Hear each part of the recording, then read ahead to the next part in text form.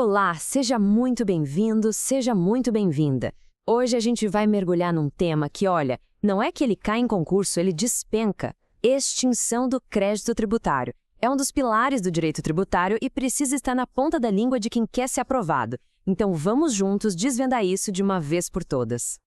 Sabe aquela pergunta clássica que todo mundo faz? Ah, mas dívida com o governo caduca, né? Então, no mundo dos concursos, a resposta é bem mais técnica do que parece.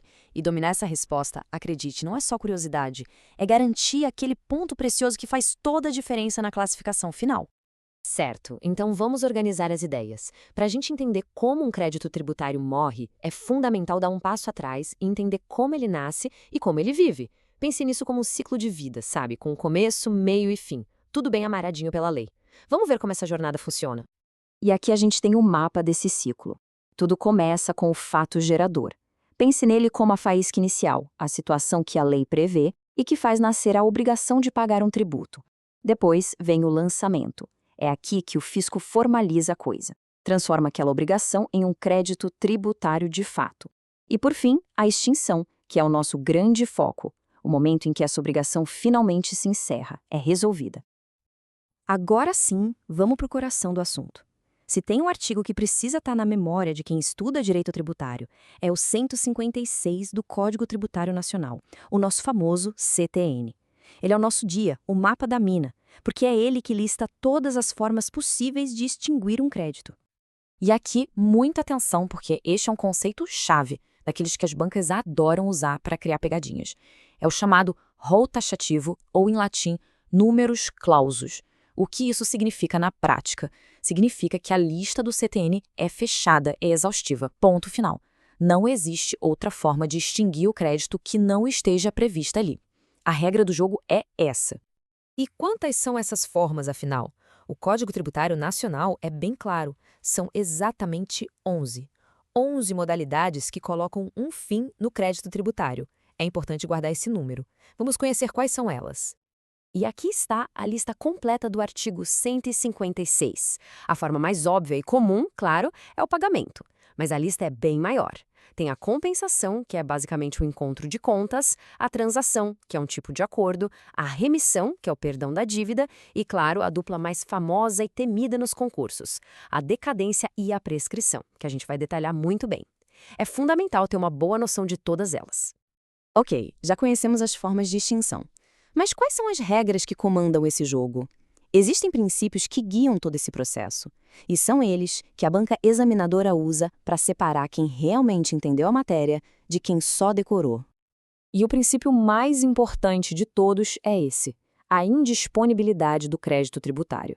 Traduzindo, o crédito pertence ao Estado e não ao fiscal que está ali na ponta. O auditor não pode, por vontade própria, simplesmente chegar e perdoar uma dívida. De jeito nenhum. O crédito é indisponível porque ele representa dinheiro público. A regra é cobrar.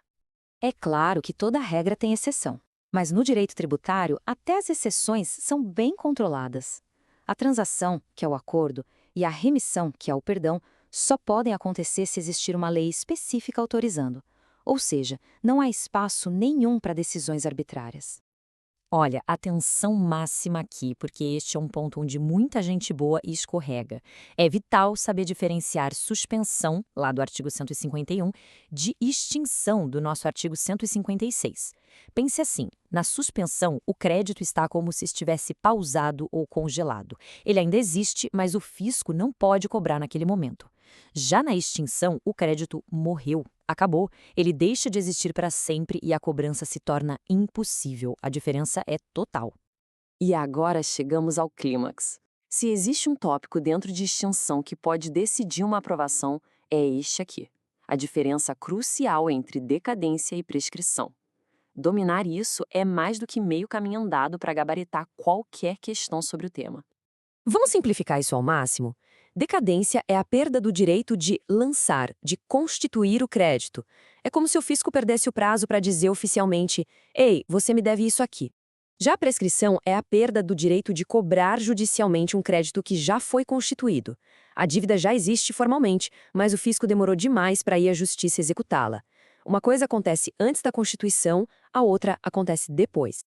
Essa tabela resume tudo de um jeito bem visual. Repare bem, a decadência atua antes da constituição definitiva do crédito, a prescrição depois. Na decadência, o que se perde é o direito de lançar.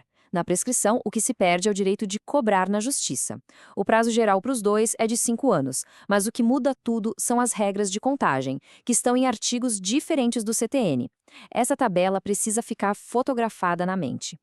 Para fixar de uma vez por todas, vamos pensar numa linha do tempo. Imagine que o fisco está numa corrida. A primeira corrida é contra a decadência. Ele precisa correr para fazer o lançamento dentro do prazo. Se ele vence essa corrida, o crédito é constituído. A partir daí, um novo cronômetro começa a contar, o da prescrição para a cobrança judicial. Lançamento primeiro, cobrança depois. Essa ordem é sagrada, não muda nunca. Bom, estamos na reta final. Agora é a hora de amarrar tudo, de consolidar os pontos mais importantes, aqueles que vão garantir que o X seja marcado no lugar certo no dia da prova. E aqui fica a dica de ouro, a estratégia de estudo. Para dominar este tema, o foco tem que ser total no artigo 156 e, principalmente, em esmiuçar as diferenças entre decadência e prescrição. Entender a fundo quando uma termina e a outra começa é o que separa o acerto do erro. Essa é a base para gabaritar matéria. Agora, vale a reflexão. Qual desses dois conceitos ainda parece um pouco nebuloso? É exatamente nesse ponto que a próxima revisão deve se concentrar.